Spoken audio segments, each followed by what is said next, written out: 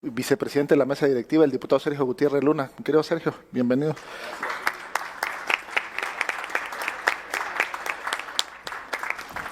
Sabemos que es tiempo de mujeres y tenemos a dos mujeres extraordinarias al frente de las comisiones que tienen que ver con el sector. La diputada Gabriela Benavides, presidenta de la Comisión de Medio Ambiente y Recursos Naturales.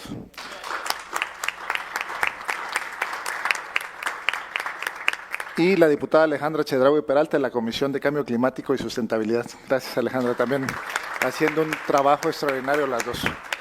Nos acompaña también la diputada Irma Juan Carlos, la diputada Nancy de aquel lado, y tres compañeros más que están atrapados en el tráfico, pero que son de los que siempre proponen. Nadia Sepúlveda, me dijeron que andaba por acá, y Xochitl Zagal, que está por llegar. Estamos haciendo un esfuerzo en torno a ti, que está su director Edgar Moreno acá.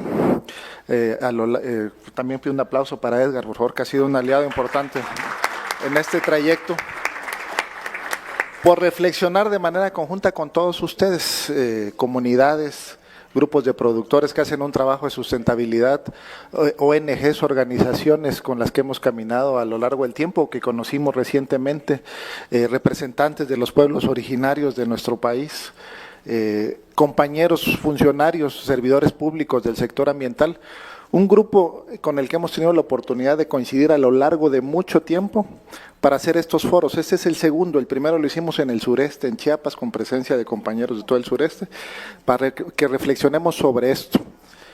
¿Qué hace diferente a México con el 12% de la diversidad biológica del mundo, con una gran diversidad cultural? ¿Qué lo hace diferente? ¿Cómo podemos establecer estos pilares del ambientalismo mexicano? ¿Y cómo podemos potenciar todas las ventajas que nos da esta diversidad biocultural tan importante? De eso trata este foro. Y para arrancar, entrarle de lleno, nuestro querido amigo Sergio Gutiérrez Luna nos va a dar el discurso inaugural de bienvenida. Adelante, Sergio, por favor. Gracias. Buenos días. Gracias, diputado Cebadúa, diputadas, diputados, invitados a esta Casa del Pueblo, a la Cámara de Diputados, y nos engalana con su presencia, con su conocimiento, con su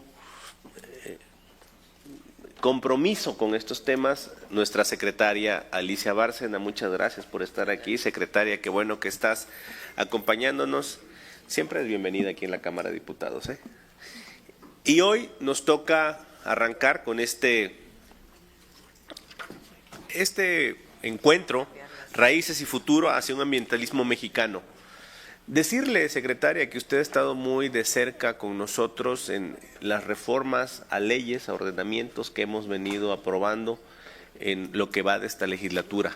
Tenemos todavía un pendiente que estamos ansiosos por poder deliberar y poder tener un producto, el tema de la economía circular, que es un tema importante, relevante, pero más allá de ello veo yo aquí compañeras y compañeros que representan a sectores, que tienen ideas, que tienen propuestas en un tema que no debemos dejar de lado, que debemos de verlo como prioritario.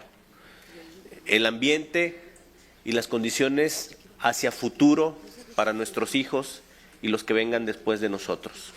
Muchas veces solo pensamos en el momento, sin pensar o planear o visualizar que nuestras acciones tienen impacto más allá de lo que nosotros hacemos. Muchas realidades han cambiado en temas ambientales, climáticos, temas de la sequía. Necesitamos irnos adaptando a esas realidades con marcos jurídicos que puedan darle sustentabilidad a eso. Pero sobre todo, a mí me preocupa y me ocupa el tema de la educación ambiental, sobre todo en niños y jóvenes. Es algo que necesitamos hacerlo esencial, visualizarlo con la importancia que merece. Cada vez este planeta, nuestro país, sufre las consecuencias del número de personas que somos. De entrada, la sobrepoblación y las grandes ciudades generan un impacto que es muy difícil de atenuar.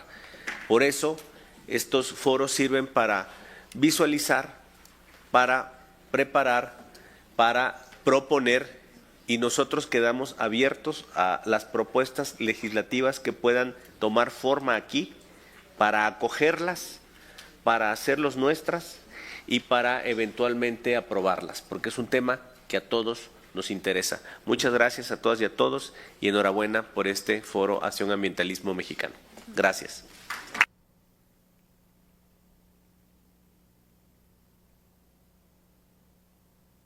Gracias, mi querido vicepresidente. Entiendo y se disculpa, en un momento se tendrá que retirar. Tiene reunión de la mesa directiva porque pues, estamos preparando la discusión de dos reformas importantísimas, la Ley General de Salud y la de Economía Circular el día de hoy. Si se gustan recorrerse, la diputada Nadia Sepúlveda, si nos gusta acompañar a ese lado. Y le damos la bienvenida también al diputado Jesús Martín Juanalo, compañero luchador siempre por el sector forestal desde una perspectiva de sustentabilidad. Bueno, seguimos, vamos a escuchar con atención a la diputada Alejandra Chedraui Peralta también en este arranque de sesión. Diputada, por favor. Buenos días, muchas gracias y bienvenidos. Agradecer a la secretaria Alicia Bárcena que el día de hoy nos acompaña y nos encanta tenerla aquí en la Cámara de Diputados. Muchas gracias, Joaquín, por este foro y por la invitación. Y bueno, como ustedes bien saben, hemos trabajado desde la Comisión de Cambio Climático muy de la mano con la Semarnat y pues obviamente con nuestra secretaria y agradecerle siempre su acompañamiento. Y quiero empezar esto con una anécdota que hace poquito fuimos al Estado de México a una reforestación y estaba con una señora que tenía yo creo que más de 70 años, bueno, ya se imaginarán su piel con todo el sol de tanto trabajo, sus manos, y me dice, es que nosotros cuidamos el bosque, pero el bosque nos cuida más a nosotros. Y entonces se me quedó muy marcado lo que me dijo porque lo veo muy cierto, ¿no? Como los que más trabajan están tan agradecidos con el bosque y con todo lo que nos deja. Entonces creo que es un gran aprendizaje y lo tenemos que compartir. Como bien lo dijo igual nuestro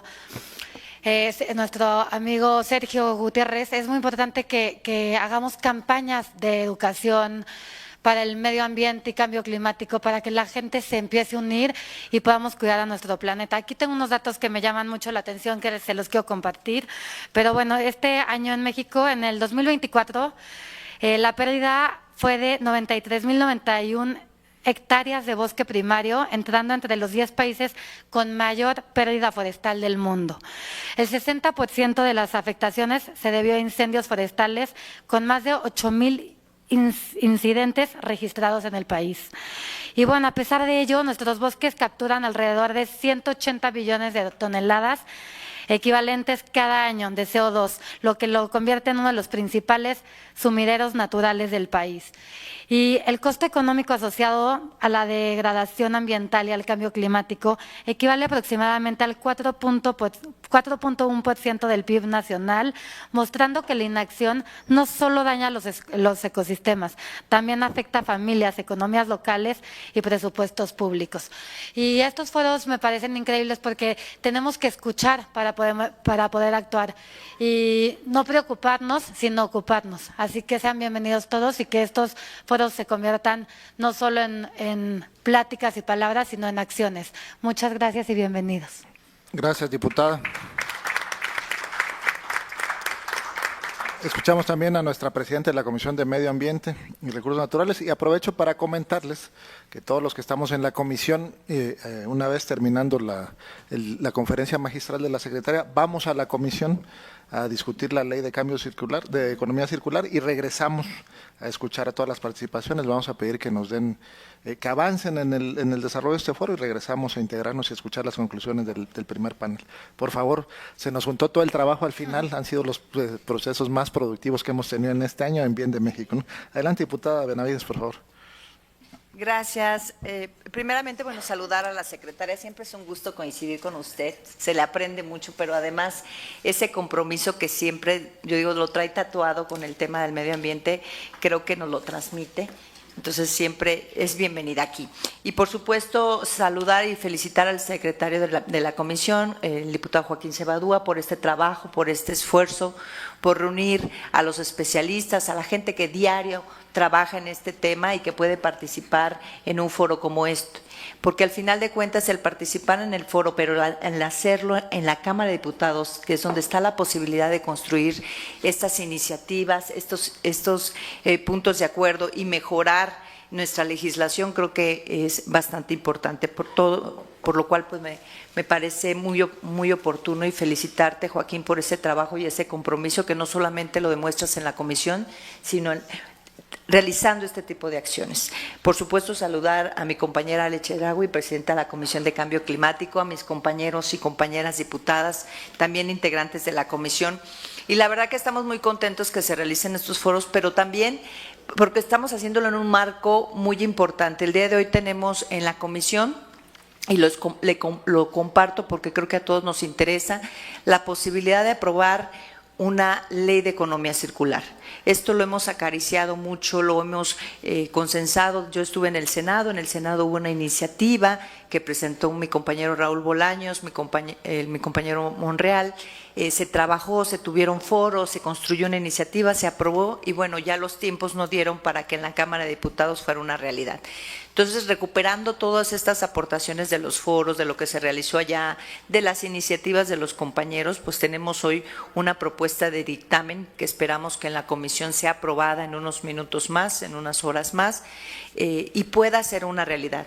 Si bien es cierto, es una ley perfectible, es una propuesta perfectible que quisiéramos fuera más ambiciosa, pero lo hemos entendido que será de manera gradual, de manera trabajando de la mano con los sectores, siendo la Secretaría pues evidentemente el titular de este eje rector y del Programa Nacional de Economía Circular, pero en equipo se puede hacer. Y yo rescato que además de imponer la responsabilidad a los productores y a los importadores, también hay responsabilidad para los consumidores. Todos debemos participar y entender que cuando compramos cualquier cosa, una pluma, un celular, somos responsables de su destino final, de a dónde va a ir a parar y cómo le podemos dar un uso, de tal manera que evitemos llegar a lo que ya estamos haciendo de 120,000 toneladas de desechos diarios en nuestro país. Entonces creo que es un tema importante y se los comparto porque sé que también están ocupados de esos temas y desearles todo el éxito del mundo. Evidentemente nosotros, como lo dijo Joaquín, tendremos que retirarnos para la comisión,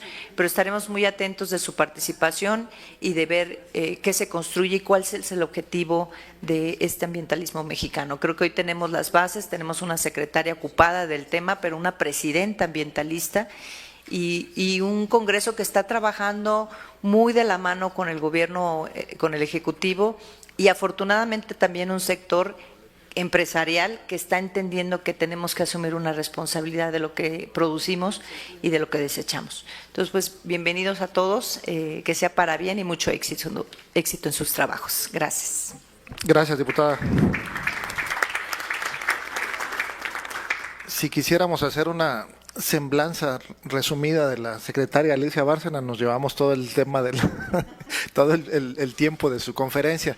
A mí nada más menciono un dato de los muchos que me impactan positivamente su trayectoria: los 3 doctorados honoris causa de la Universidad de Orlo, de La Habana, de nuestra máxima clase de estudios de la UNAM, y lo que más me ha impactado fue verla en las comunidades de Chiapas, de la Reserva de la Biosfera de la Sepultura, con una gran sensibilidad, entendiendo perfectamente todo lo que hay, lo que pasa en nuestras reservas de biosfera que están habitadas, que tienen gente. Entonces, yo creo que esas dos cosas la retratan y pues tenemos el privilegio de escucharla hoy con la conferencia magistral hacia un ambientalismo mexicano. Adelante, secretaria, por favor. Bueno, muchísimas gracias y muy buenos días a todas, a todos. Realmente para mí es un honor estar aquí esta mañana y poder hablarles del ambientalismo mexicano, de dónde surgió, de dónde estamos y hacia dónde quisiéramos ir. Saludar muy especialmente al diputado Joaquín Cebadúa. Muchas gracias, diputado, por esta gran invitación. A la diputada Alejandra Chedraui, gracias por sus palabras. Por supuesto a Gabriela Benavides, muchísimas gracias. Saludo, ya partió nuestro querido Sergio Gutiérrez Luna, pero también dejarle un saludo muy afectuoso a Nancy, muchas gracias por acompañarnos, y desde luego a Jesús Martín Panal, y saludar muy especialmente también a Edgar Moreno, que es quien, por supuesto, a Irma, nuestra querida Irma Juan Carlos, que además nos ha compartido un delicioso chocolate antes de entrar, lo cual fue una maravilla. Y desde luego saludar a Edgar Moreno, director ejecutivo de En Torno a Ti, y a todo su equipo, porque también estas son las voces que vamos a escuchar el día de hoy y las narrativas ambientalistas de nuestro país. Creo que todos los que estamos aquí nos sentimos profundamente comprometidos con la responsabilidad y la titánica labor de conservar y restaurar la riqueza natural que tenemos en nuestro país. Y realmente al mismo tiempo me motiva reconocer en ustedes un ímpetu profundo por buscar, por alcanzar la justicia ambiental, la justicia social y encaminar al mundo a una senda de desarrollo sostenible, y por eso les agradezco mucho que me reciban el día de hoy. Y cuando hablamos de ambientalismo mexicano o cuando hablamos de medio ambiente en México, debemos comenzar por algo que es muy importante, que es los conocimientos y las prácticas ancestrales que han sido cruciales para conservar la riqueza natural. Creo que hoy contamos con un país que tiene más de 180 ecosistemas distintos, pero que han sido conservados en gran medida gracias a los conocimientos ancestrales de casi 25 millones de personas de los pueblos indígenas y comunidades como las que hoy están aquí representadas, que son los guardianes. Aquí reconozco a nuestro guardián del triunfo que nos llevó a conocer la resina en cómo se en el ocote, en el triunfo, cómo se explota realmente de manera sustentable los recursos naturales. Y creo que gracias a los pueblos originarios, gracias a las comunidades que han sido guardianas de la biodiversidad, y por eso ahora el ambientalismo que nos acompaña debe ser ese movimiento que busca la protección y la restauración del medio ambiente frente a los impactos humanos. Y desde la política ambiental y humanista, ecológica y humanista, que es donde realmente parte lo que estamos planteando con la doctora Claudia Sheinbaum, de lo que se trata justamente es de, primero yo diría, de revertir el deterioro del 5% del territorio. Un poco la diputada Chedraui hablaba de cuánto se han destruido en términos de bosques. Nosotros hemos calculado que debemos por lo menos abordar el tema del deterioro al menos del 5% del territorio, que estamos hablando de 9.5 millones de hectáreas. Territorios que contienen sitios de prioridad para la restauración y colocar en el centro a las comunidades y a las personas. Y por eso creo que a través de la regulación de acciones gubernamentales, garantizar la sustentabilidad y la justicia, focalizando su implementación en las personas, en las comunidades. Y desde luego hay otra parte muy importante, y es que el extractivismo y la desigualdad y las formas de producción y consumo que realmente han caracterizado las últimas décadas, yo diría desde los 70 a la fecha, hemos entrado en ese proceso de extractivismo, de producción y consumo insostenible y de desigualdades finalmente, que han profundizado las asimetrías y refuerzan la injusticia ambiental. Y por eso para nosotros la justicia ambiental, el movernos hacia los derechos humanos vinculados a un ambiente sano, nos parece que es un camino muy importante, y por eso potenciamos y quisiéramos potenciarlo con ustedes el Acuerdo de Escazú, que es este acuerdo que habla del acceso a la información, a la justicia ambiental y a la participación ciudadana. Creo que ese es un acuerdo que ojalá nos represente a todos y que podamos llevarlo adelante. Creo que es interesante ver dónde se gestó el ambientalismo moderno, de dónde surge el ambientalismo moderno, cómo nace. Y yo creo que hay algo que hay que recordar de los 60s. Resulta que en los 60s y en los 70s, impulsada por la conciencia sobre la contaminación industrial y el impacto humano, surgió un libro que fue un libro realmente, yo diría, pues realmente fue un hito, ese libro que se llamó La Primavera Silenciosa, de Rachel Carson. Ella lo publica en 1962 y se refiere al daño, al terrible daño que hace el DDT en las comunidades locales donde ella vivía. ¿Y cuál es el daño que causa el DDT en las comunidades, en los hijos, en el cáncer que produce, todos los problemas que produce el DDT? Y así es como surge La Primavera Silenciosa, donde ella expone los peligros de los pesticidas y de los químicos, cómo afectan y cómo afectan de manera silenciosa, precisamente hasta llegar a un punto en que la salud ya no puede más con aquello. Y en ese momento, en 62, cuando se publica este libro, se arma un gran movimiento en Estados Unidos y se crea la Agencia de Protección Ambiental, la EPA, en 1970. Y entonces la EPA surge justamente de pequeños grupos locales que se van construyendo en esta Agencia de Protección Ambiental. Y la verdad es que lo que sucede también a partir de entonces es que el ambientalismo evoluciona de una problemática local a una filosofía global de coexistencia sostenible, impulsada por la ciencia, por la conciencia, por la acción política, y donde nos lleva hasta fenómenos tan complejos como hoy enfrentamos, como es el cambio climático, pero sí surge de las preocupaciones locales, y yo creo que hoy por hoy debemos retornar a las preocupaciones locales, es decir, la construcción del ambientalismo mexicano debe darse a partir de las comunidades locales, muchas de las cuales hoy están representados aquí ustedes, que es de donde surgen los problemas, ¿verdad? Y cómo los tenemos que convertir en problemas que realmente sean de importancia nacional. En 1972 hay una conferencia que también marca un hito muy grande, que es la Conferencia de Estocolmo, que se llamó de Medio Ambiente Humano, en donde se le dio importancia mundial a los daños causados por el hombre, la contaminación del agua, del aire, los trastornos al equilibrio ecológico de la biosfera, el agotamiento, por ejemplo, de la capa de ozono, donde empiezan a surgir todas estas preocupaciones, y ahí se crea el Programa de Naciones Unidas para el Medio Ambiente.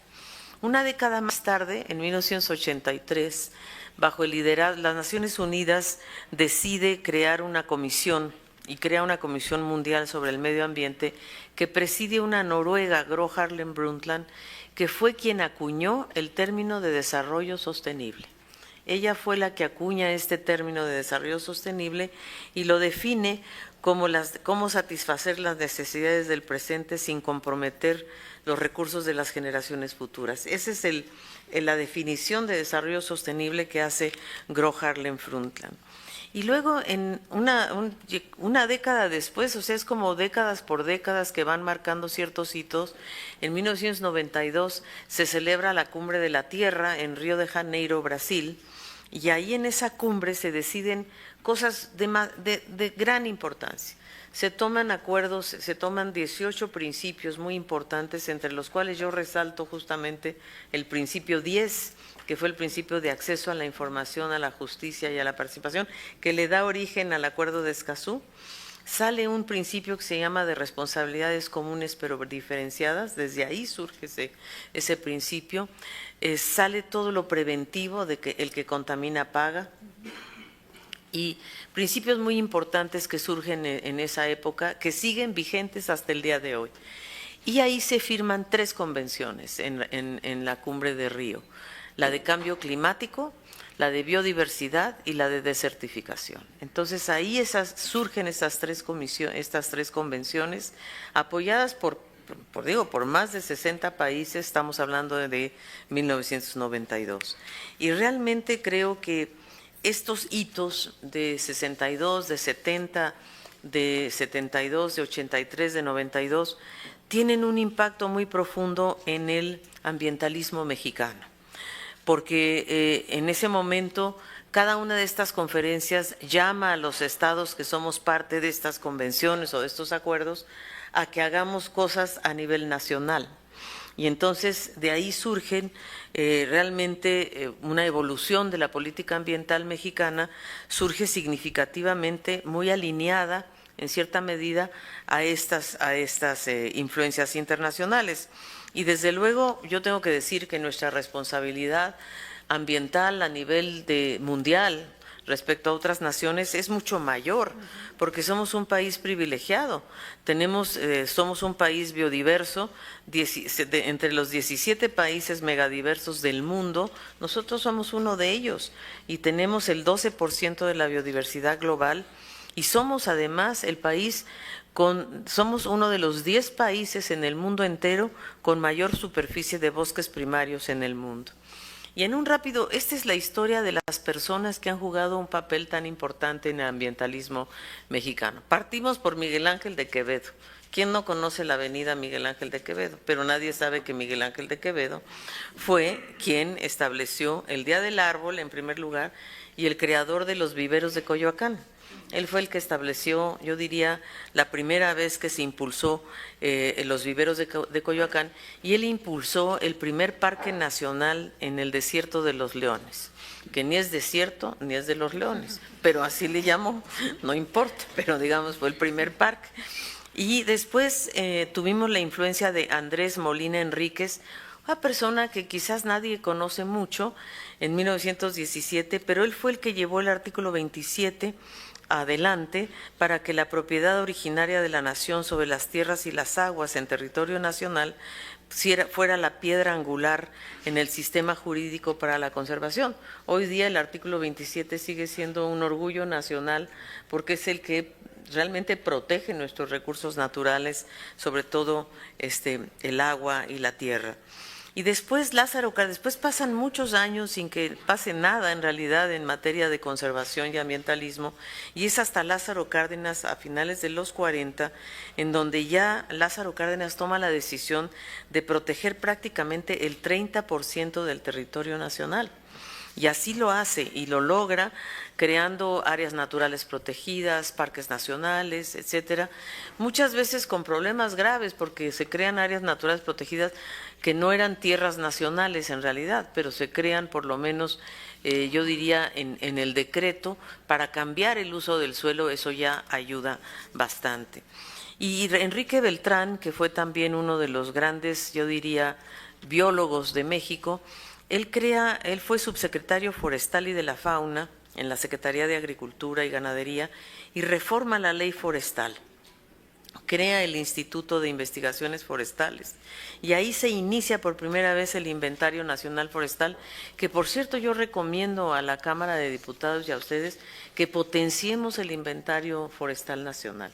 Se ha quedado detenido y no podemos, el país necesita el Inventario Nacional Forestal, que fue creado desde luego con Enrique Beltrán hace muchísimos años, estamos hablando a finales de los 50, en los 60.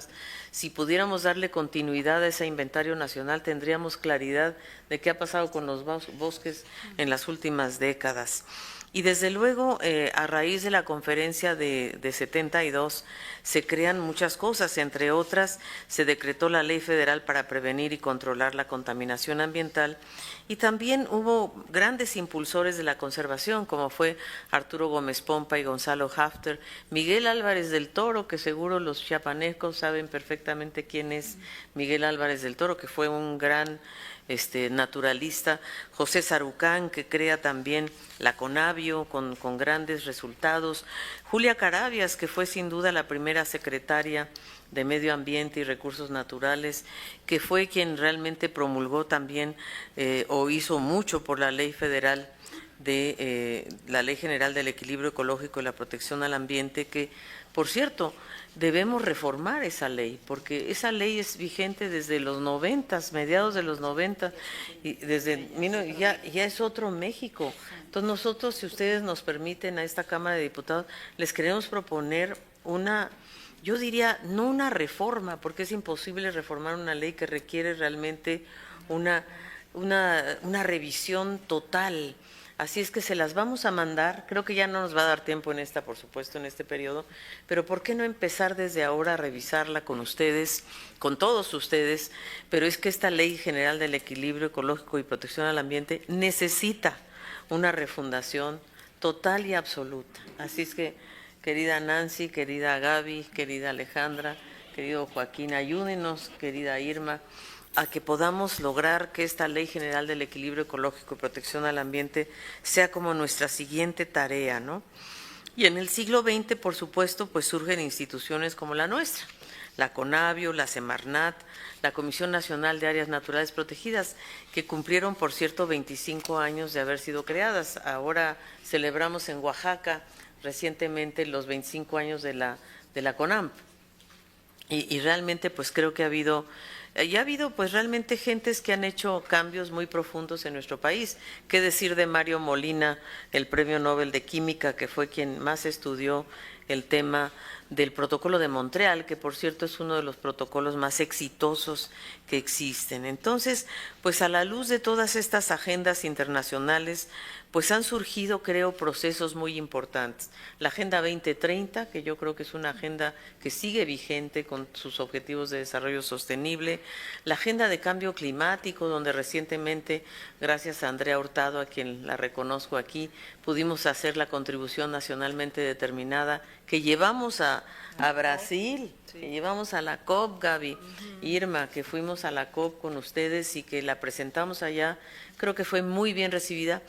Pero además fue una contribución nacionalmente determinada de cambio climático hecha con mucha participación, que eso fue lo mejor. Creo que logramos involucrar a muchos sectores de la sociedad para llegar con una NDC. Es un compromiso, por supuesto. ¿Cuál es el compromiso de esta contribución nacionalmente determinada? Bueno, primero tenemos la número 2.0, donde tenemos que reducir el 35% de los gases de efecto invernadero. No hemos llegado a ello, pero debemos lograrlo de aquí al 2030. Y después la NDC 3 que presentamos en Brasil, debemos reducir un 15% más. Es decir, al 2035 nuestro país debería estar reduciendo el 50% de los gases de efecto invernadero. No somos grandes contribuyentes tampoco. Contribuimos con el 1.1% de gases de efecto invernadero, pero eso no nos quita la responsabilidad de participar. Entonces, hoy estamos ante un nuevo paradigma del desarrollo y queremos realmente decir que, pues sí, que tenemos una tarea frente a nosotros muy importante que surge de todas estas experiencias y de todas estas instituciones que se han ido creando en el tiempo. Tenemos una ley forestal de 1926, la ley de aguas de propiedad nacional, que ahora ustedes lograron transformarla, pero miren desde dónde venía, 1929. Entonces lo que hicieron ustedes es heroico realmente en esta Cámara de Diputados, que lograron ir adelante con esto, y cómo fue evolucionando nuestra institucionalidad ambiental hasta llegar en 1992, ahí es donde se crea el Instituto Nacional de Ecología, la CONAVIO, ¿verdad? La Procuraduría Federal de Protección al Ambiente se crea recién en 1992, y la Secretaría de Medio Ambiente, Recursos Naturales y Pesca, que fue en 1994 y que hoy es ya la Secretaría de Medio Ambiente y Recursos Naturales, nada más. Pesca se movió a la Secretaría de Agricultura, ¿verdad? Ahí con los amigos pescadores algún día tenemos que conversar muy a fondo porque queremos platicar. Hemos tenido muchos diálogos con CONAPESCA porque nos parece que la pesca debe ser algo que debe volver a revivir en nuestro país. Tenemos 11,000 kilómetros de costa, tenemos 2 mares, tenemos una cantidad de recursos y es un sector que no podemos abandonar de ninguna manera. Y creo que ese es un poco lo que nos está pasando ahora. La siguiente, por favor, eso.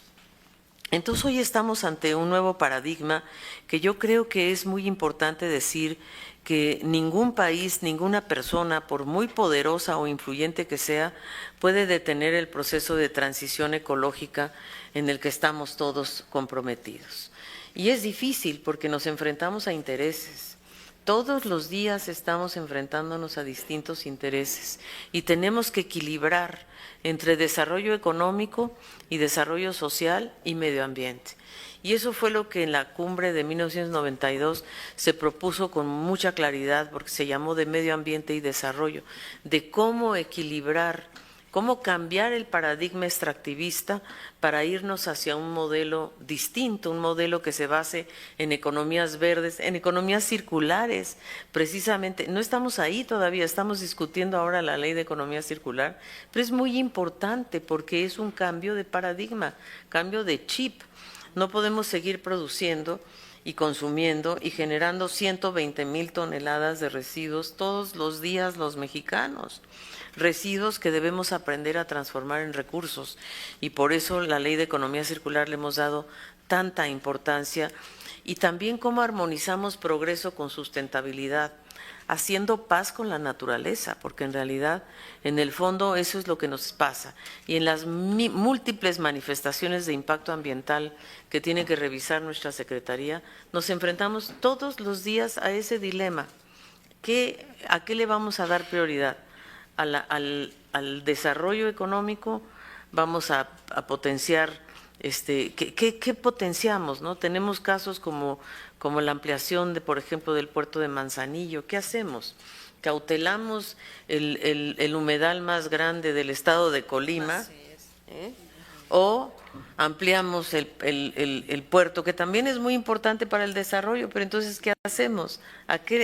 ¿Cómo equilibramos?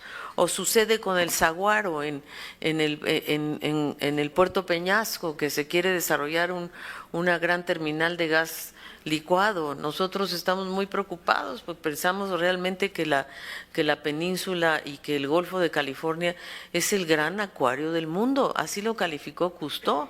No es invención nuestra, es que ahí es donde se da la mayor diversidad marina del mundo. Entonces, tener un proyecto de gas licuado que va a cruzar todo el territorio, va a bajar al puerto Peñasco y va a cruzar la península, pues sí, a nosotros la verdad sí nos causa enorme preocupación. Y por eso ahí es donde pensamos que la participación ciudadana es muy importante, queridos diputados, diputadas, y por eso convocar estos foros es fundamental para poder analizar estos proyectos. ¿Qué le conviene al país? Un proyecto que va a durar 15 años, cuando mucho, el gas natural licuado, o un proyecto que va a durar toda la vida, que es proteger el Golfo de California. Esos son los dilemas de hoy de nuestra Secretaría. Yo lo confieso y a veces siento que es muy difícil, pero sé que la autogestión local es posible, es necesaria y que puede sentar las bases para un sistema mundial y un sistema local más justo, más igualitario. Y recuperar justamente esos equilibrios y hacer la paz con la naturaleza. La degradación de los sistemas, de los ecosistemas es una realidad, eso sí es verdad, y por eso nosotros estamos declarando, o más bien nos hemos unido a la Declaración de Naciones Unidas de la década de la restauración. La Asamblea de Naciones Unidas declaró la década de la restauración 2021-2030, una década que es importantísima para revertir la degradación ambiental, recuperar los suelos, los bosques, los cuerpos de agua, y creo que nosotros tenemos la oportunidad de hacerlo. Y por eso como ustedes saben, hemos echado a andar, hemos publicado nuestro programa de restauración nacional que guía las acciones de nuestro gobierno, en donde queremos detener las causas del deterioro, permitir la regeneración natural y la regeneración productiva. Por ejemplo, la ganadería debe pasar a un proceso de regeneración productiva. La pesca tiene la pesca yo diría que es uno de los sectores más nobles, la pesca, porque las especies y las pesquerías se recuperan rápidamente si les damos la oportunidad. Entonces, realmente creo que debemos promover la restauración productiva. Algo hemos avanzado en la encrucijada, en el triunfo, donde pues avanzamos ahí un poco en este tema de la restauración, que para nosotros es muy importante. Y desde luego, la premisa de que no puede existir mejora ambiental sin justicia ambiental. Y nuestras metas, que ya se los hemos planteado aquí y las repito hoy día, que las metas institucionales que tenemos para los próximos años es sanear los ríos Lerma, Santiago, Atoyac y Tula. Se dice fácil, pero son muy complejos. Ya simplemente sanear el río Lerma, Santiago, que atraviesa 9 estados del país, o el río Atoyac, que atraviesa 3 estados, o Tula, que está en Hidalgo, que es uno de los estados, yo diría, más agraviados del país, porque todas nuestras aguas negras van a dar justamente a Tula, justamente a la presa Endó, justamente a estos municipios de Atitalaquia, Tlaxcuapan, Tula. Entonces, sanear para nosotros es un tema central de restauración. Tecnificar el riego y ordenar las concesiones a través del Plan Nacional Hídrico, y yo diría a través de las leyes que ustedes han logrado aprobar. Tercero, reducir, como les decía, los 35% de gases de efecto invernadero que conlleva preparar el terreno para nuestro 3.0, que sería 15%, ¿no? Y ahí estamos trabajando en un plan nacional de cambio climático. Cuarto, transitar hacia una economía circular y a una república de basura cero. No, de verdad, no es posible que vivamos entre la basura o que la gente esté acostumbrada a tirar la basura en los ríos, en los cauces, el plástico, por ejemplo. La mayor parte del plástico se genera en las ciudades, va a dar al mar. Ahí es donde nosotros hemos visto cómo llega a las costas el plástico, cómo se transforma en microplástico. Por eso es tan importante que podamos avanzar en esta ley de economía circular, estableciendo también parques de economía circular. Hemos planteado uno en Hidalgo, está en este momento en proceso de consulta pública, o sea, nosotros no vamos a hacer nada por imposición. Cualquier cosa que estamos planteando hacer, por ejemplo, los parques de economía circular o las 12 plantas recicladoras, pues las estamos consultando con la gente, con los municipios que están afectados, porque nadie entiende todavía la noción de reciclaje o de reuso o de economía circular. Entonces creen que les vamos a llevar un basurero. No, de lo que se trata es justamente de resolver. Por ejemplo, en el caso de Hidalgo, queremos resolver 500 toneladas diarias que se producen en 14 municipios de Hidalgo. Queremos realmente tomar esas 500 toneladas y reciclarlas y reusarlas. Y, por ejemplo, un tema que seguramente todos han visto, y si no les pido que pongan sus ojos en ello, las llantas. Llantas, por todos lados hay llantas. Llantas. Entonces, en lugar de quemarlas, se pueden procesar. Hay empresas que se dedican a procesar las llantas y sacan un polvo pequeñito después del proceso, y ese polvo se usa para asfalto, para las calles. Así es de que, y estamos trayendo, yo creo, lo mejor de otros países para entender cómo se está haciendo la economía circular en países avanzados y no tan avanzados. Por ejemplo, la India, el primer ministro de la India hizo un compromiso que a mí me pareció sensacional. Ya propuso que en la India se van a eliminar los residuos sólidos en 2030.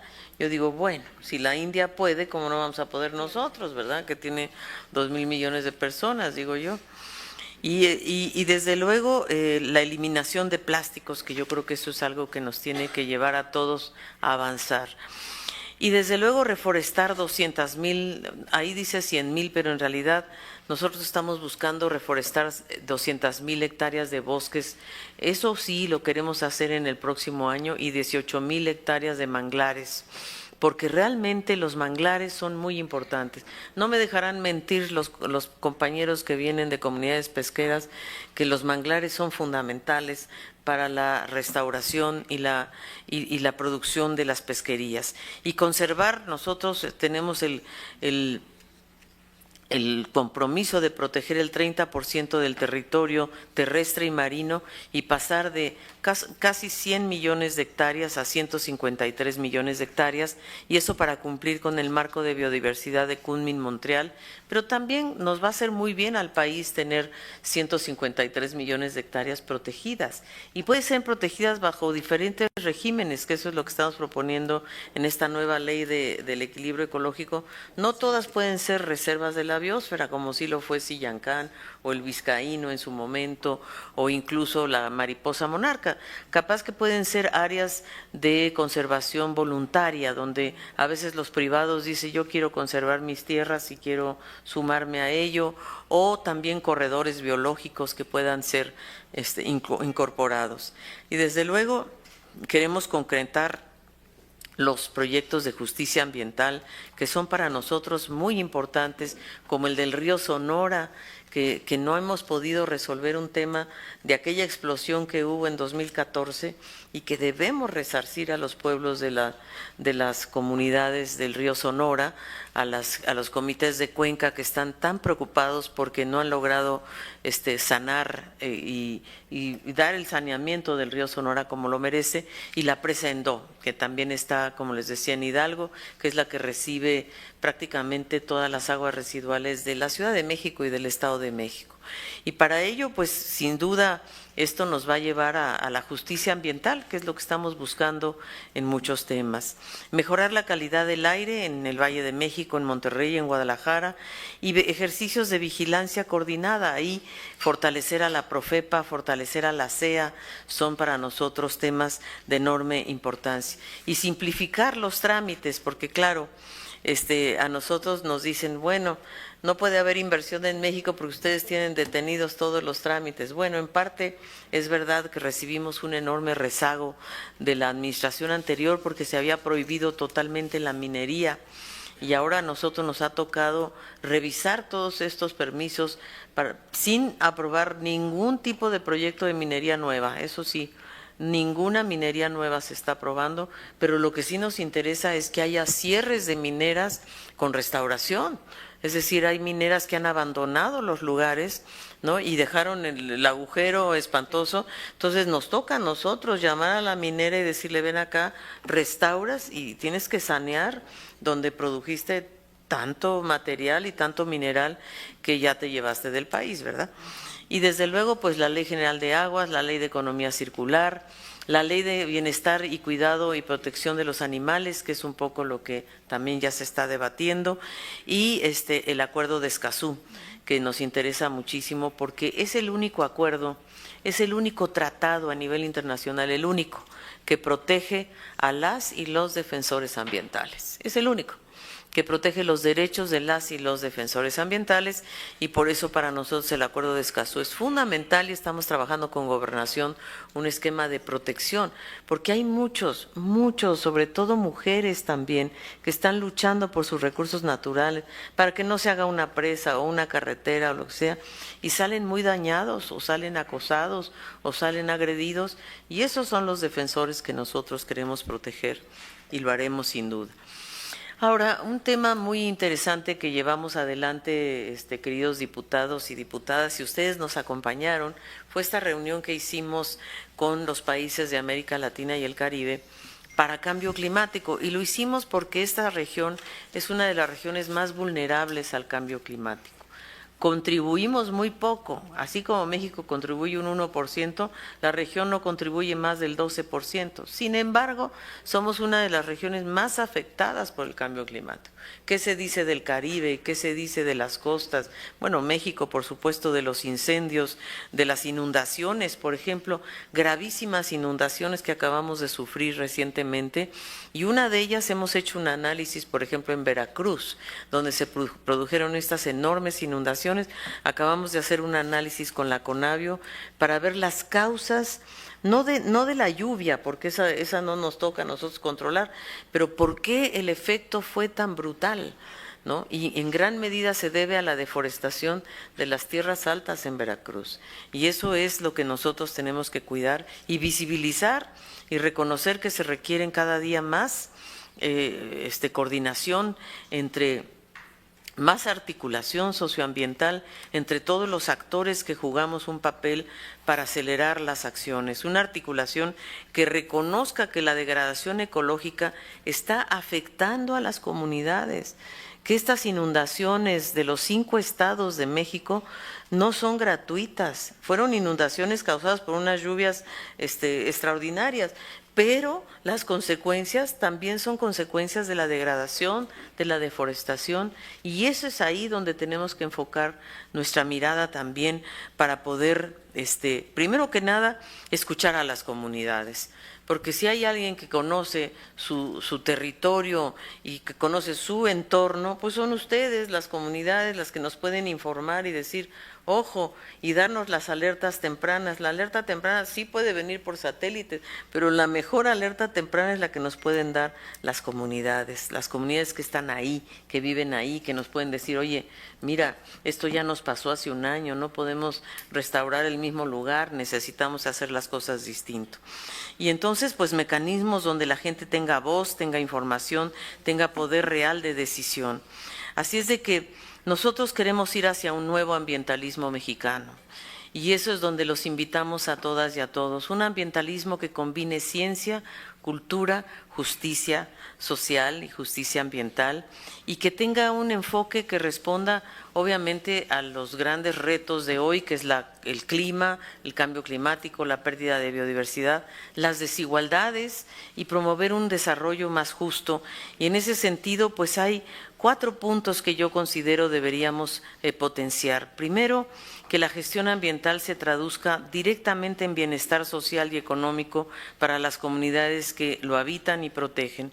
Segundo, un ambientalismo que empodere a la ciudadanía a través de mecanismos de democracia participativa, consultas informadas, que son las que ustedes están llevando a cabo, y educación ambiental, como dijo muy bien el diputado Joaquín Cebadúa. Tercero, que se reconozca la vulnerabilidad por la que están atravesando muchos municipios de nuestro país, ligada a la desigualdad social, que son vulnerabilidades de distinto tipo, climáticas, de estrés hídrico, de deforestación, de incendios, y por lo tanto, cómo debemos centrar nuestras acciones en construir mayor resiliencia comunitaria y de los sistemas agroecológicos. Y cuarto, que se reconozca el territorio como un recurso natural y ecosistémico, como un espacio de vida y de derechos de las personas. Eso es lo que estamos buscando. Lo que buscamos es justamente que logremos que las comunidades trabajen con nosotros en este ambientalismo mexicano. Y solo trabajando juntos, con unidad, con compromiso, podremos conducir a nuestro país hacia un modelo con prosperidad compartida, con justicia social, en paz con la naturaleza. Solo juntos podemos garantizar esta justicia ambiental que las y los mexicanos demandan y que las generaciones futuras merecen. Así es que yo termino mi intervención, queridos y queridas diputadas, con mi escritor favorito, Eduardo Galeano. Eduardo Galeano decía, es desde la esperanza y no desde la nostalgia que hay que reivindicar el modo comunitario de producción y de vida, fundado en la solidaridad y no en la codicia, en la relación de identidad entre el hombre y la naturaleza y las viejas costumbres de libertad. Muchas gracias en verdad por su atención y por haberme invitado a este foro tan interesante.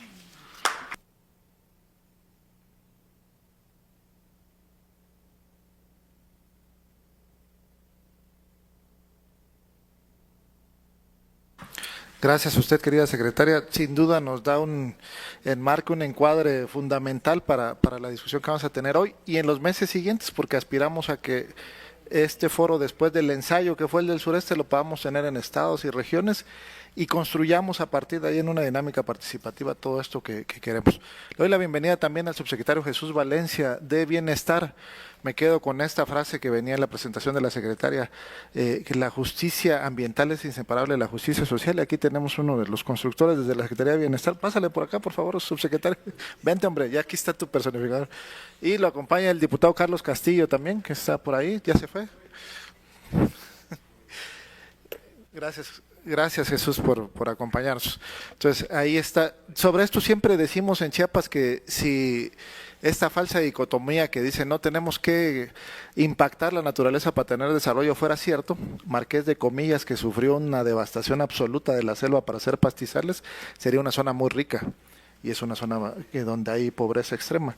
O la Chontalpa, que lo veíamos en sociología como el caso icónico, una zona donde desecaron cientos de hectáreas de pantanos para hacer zonas agrícolas, agropecuarias, y que ha ocasionado pobreza en la Chontalpa e inundaciones en Tabasco a lo largo de todas estas décadas, ¿no? Entonces no hay esa dicotomía, no se puede separar la justicia ambiental de la justicia social. Gracias, secretaria. Entendemos que va con el tiempo medio cortado. Si hubiera oportunidad, 2, 3 participaciones muy breves, les pedimos de 1 minuto, compañeros diputados o alguien del público que se aviente. Breves, retroalimentación. Juanalo, nada más. ¿Sí? Adelante, Nancy, el diputado Cuanalo y la diputada Nancy Sánchez. Adelante, Nancy, por favor, y luego el diputado Cuanalo. Pues muchísimas gracias. Siempre es un gusto estar con usted y escucharla desde que nos encontramos cuando estaba usted en Relaciones Exteriores. Creo que fue una gran experiencia. Primero decirle que compartimos mucho de sus propuestas, de las que hizo en su planteamiento. Yo quiero solicitarle de manera especial, secretaria, solicitarle una cita personal para organizaciones del Pacífico, de Baja California, que quieren hablar con usted personalmente, tienen contacto con sus subsecretarios, pero creo que hay un poco de desinformación referente a los bosques de algas marinas. Son en mi tierra, por eso me preocupa. México es privilegiado en tener ese ecosistema, no hay muchos. Y sobre todo, escuchándola, creo que es muy importante reforestar manglares, reforestar bosques de algas, pero también reforestar la confianza entre nuestros pescadores. Eso por un lado, secretaria. Y otra cosa, pensando también en la productividad, pero en el medio ambiente, hay una organización de productores de algodón del norte. El presidente del Sistema Producto de Algodón y de la zona donde yo vivo, Mexicali particularmente, que quieren también plantearle algunos temas a usted. No pudieron llegar con el anterior secretario ni con los anteriores, pero quieren ver si pueden reunirse. Creo que tienen un planteamiento interesante. Gracias y un gusto verla. Gracias, diputada. Escuchamos Jesús Martín Cuanalo, amigo, por favor. Pues, igual así breve y bueno. Bienvenida nuevamente, secretaria. Un lujo tener aquí no solo a la secretaria, sino la experta, una persona sensible y conocedora, la verdad, de mucho conocimiento. Agradecemos esta enseñanza que nos dio y sumarnos a su visión de que hay que actualizar la Ley General de Equilibrio Ecológico, y yo sumaría la Ley General de Desarrollo Forestal Sustentable, ponernos a sus órdenes. Su servidor provengo del sector forestal, he evaluado los programas de desarrollo forestal a nivel nacional. Justamente me tocó ejecutar una década del Inventario Nacional Forestal y de Suelos, y pues sí, lamentable la situación que vive ahora este estudio que informa a México y al mundo de la situación de los bosques de México. Y simplemente recordar lo que he dicho en todos los foros: de los recursos naturales del país dependen millones de personas, y por lo tanto los recursos naturales dependen de estas personas también. Y creo que si volteamos a ver al desarrollo forestal sostenible en México, podemos hacer lo que está comprobado: las comunidades que cuentan con un buen manejo de sus bosques, que lo aprovechan sosteniblemente, lo preservan de mejor manera, tienen mejor nivel de vida, y sumarnos a esa política junto con usted, estar a sus órdenes. Y concluyo agradeciéndole aquí con la venia de mi presidenta de comisión y compañera del grupo parlamentario, Gabriela, agradecerle porque logramos impulsar las facultades de la Guardia Nacional para la protección de los recursos naturales. Se la presenté aquí en alguna ocasión, y comentarle que presenté una iniciativa recientemente para que la captura de carbono, los créditos sean tasa cero en IVA en nuestro país. Como muchas de las actividades primarias, yo creo que el manejo, que los servicios ambientales tienen que ser tasa cero. Generan mucho más ingresos que el propio manejo con fines maderables, y creo que es una gran alternativa para la preservación y conservación y para ingreso de las comunidades forestales. Ojalá podamos trabajar en esta iniciativa, ponerla a sus órdenes. Muchas gracias y bienvenida nuevamente. Muchísimas gracias, queridos diputados, diputada. Desde luego hacemos la reunión. Aquí está mi jefe de oficina, Rodrigo Morales, que ya se me perdió, allá está, para que hagamos una cita con la diputada Nancy y con estos grupos que nos sugieres, con muchísimo gusto. Y Jesús Martín, por supuesto, la ley forestal me interesa muchísimo, así es que a ver si también hacemos algo al principios de año para proponer estos cambios que son tan importantes, con mucho gusto. Y efectivamente yo tengo que retirarme, me están llamando en este momento a Palacio Nacional para ver lo del agua, lo del Río Bravo. A ver.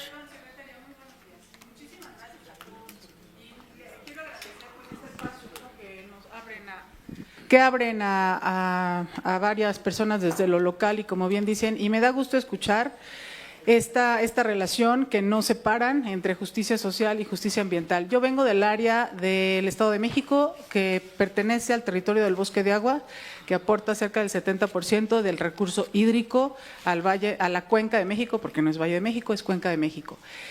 Yo quisiera, supongo que ustedes conocen la problemática de deforestación y de todo saqueo de tierra y demás cosas en el Bosque de Agua. Y es un área natural de seguridad nacional. Afortunadamente hay varias personas muy comprometidas en esa zona y nosotros queremos empezar, y nuestro motivo es justo la educación ambiental desde los niños. Mi pregunta es, o quisiera hacer como esa petición, o cuál es la línea directa que yo podría continuar con ustedes, seguir con ustedes para que que haya ese apoyo, ¿no? para contribuir a la educación ambiental en los niños del Estado de México, que puedan reconocer su territorio. Estamos en pro de eso y bueno, quiero hacer una mención especial al biólogo Víctor Ávila Ackerberg, que yo creo que sí lo conocen, o si no, es un excelente guía para todos los de la comunidad. Yo lo aprecio, lo admiro. Y él es el que ha estado como entre obviamente muchas personas de las comunidades, hemos estado haciendo un frente común, o bueno, yo apenas me estoy integrando, pero sí quisiera yo tener el contacto preciso de con quién puedo yo acercarme para que haya ese apoyo en la educación ambiental en los niños de la zona. El director del Centro de Capacitación de Desarrollo Sustentable, que se llama Luis Mingo. Entonces aquí, Publio, ¿dónde está Publio? Publio, ¿tú le puedes dar los datos de Luis Mingo, que es el encargado de educación ambiental? Y pronto vamos a hacer una reunión sobre Bosque de Agua. Los voy a invitar a todos. Gracias, secretaria, por su presencia. Le vamos a pedir a las compañeras presidentas de comisión, Nancy, Irma, si la acompañan a su vehículo. Gracias.